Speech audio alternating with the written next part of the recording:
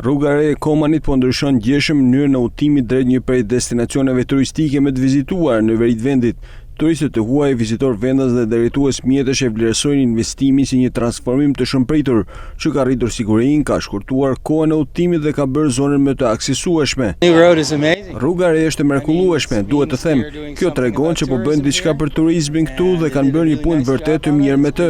Janë ndryshuar kthesat, gjurma dhe ishte super e këndshme të udhtoje në të. Nuk e di si ka qenë rruga vjetër, por kam dëgjuar që ka qenë shumë e keqe.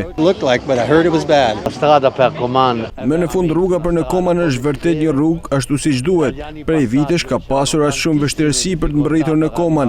Rruga ishte e shkatruar dhe me gur.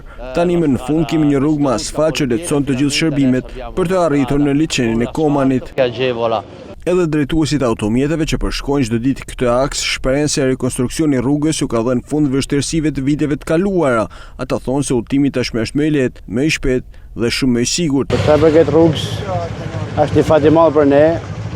Zhvillim normal se po. Falenderojmë ato që kanë kontribu.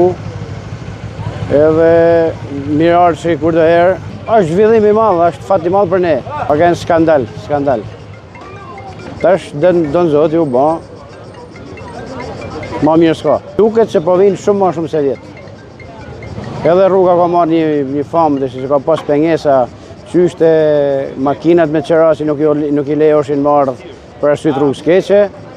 Tash është një drejtë jeshile për këtë zonë.